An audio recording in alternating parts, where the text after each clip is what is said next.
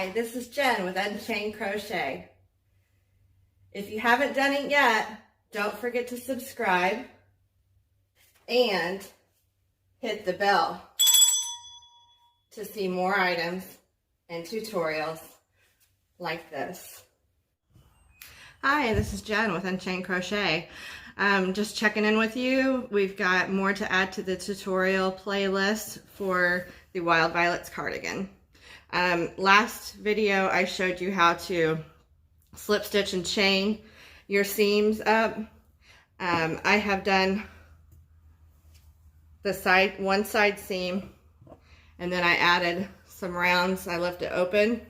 So as I slip stitched it closed, I then just continued going round and round for where I wanted my sleeve to be. I decided to go with plain double crochet and to work a full color repeat so that I get that nice color changing effect on that little bit of sleeve. It adds a nice finished edge to that side.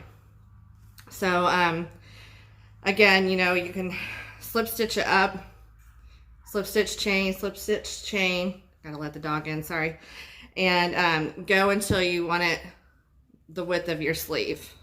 And I wanted a kimono type sleeve, so I just kind of added just a little bit of a sleeve cap to it. And then just continued stitching around. I chained 2 for my first double crochet and then evenly spaced my double crochets on around for the sleeve. So you can do your sleeve however you want. If you want to stay in pattern, you can stay in pattern. You'll have to do your calculations for that stitch repeat from the chart. But I like the plain double crochet. It just adds a little bit of body to it. And I like the different look it gives to the edge. So on the back, I took the 2 rectangles toward the back after I had seamed both my shoulders, and I seamed my back up and just did this slip stitch and the chain 1 all the way up. And I left about 6 inches from the shoulder seam to the top of the back seam, and that's to accommodate for the neck space that you need.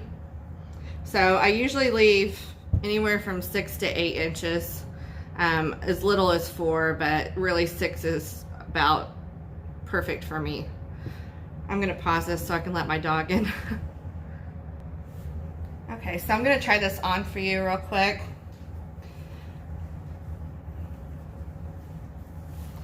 Again, I only have one side of it sewn up, so you're only going to see it half finished.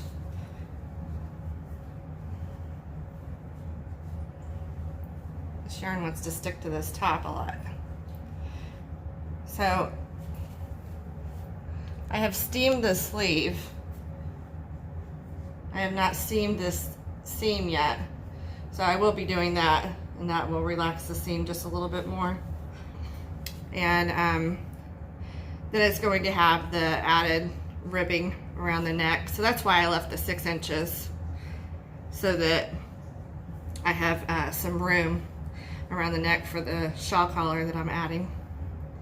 And this side has not been sewn up yet.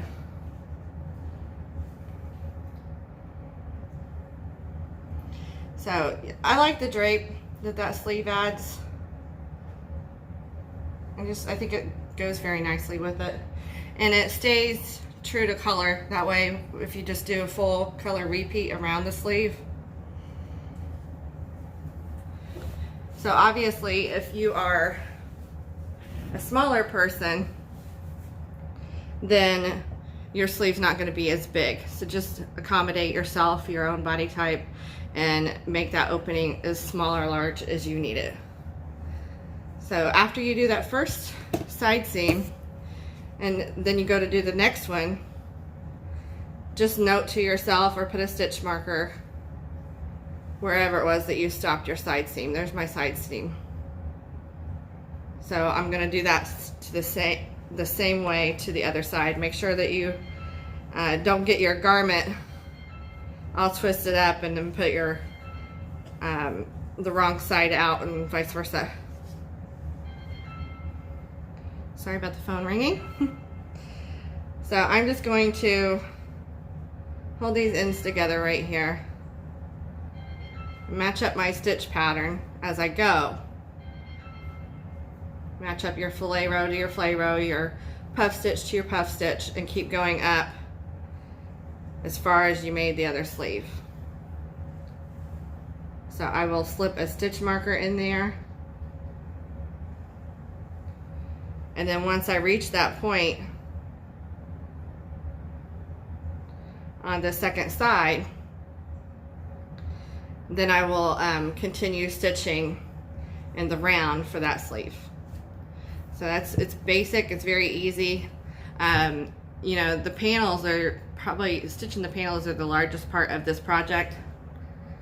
So, you know, getting it all put together is kind of where I start dragging my feet.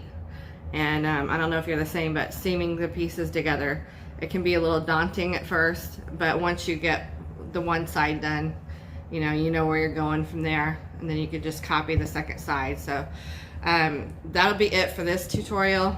I'm gonna go and finish my next side and my next seam, and then the last tutorial will have I'll show you how I stitch on the ribbing as I go, so that the colors change in the same direction as the piece. Okay, I love these colors. Aren't they scrumptious? Just scrumptious. Speaking of scrumptious colors, I think I'm gonna have to go, yeah,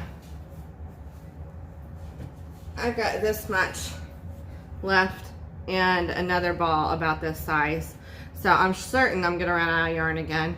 I think counting what I have left and what I've put in so far is like six or seven skeins.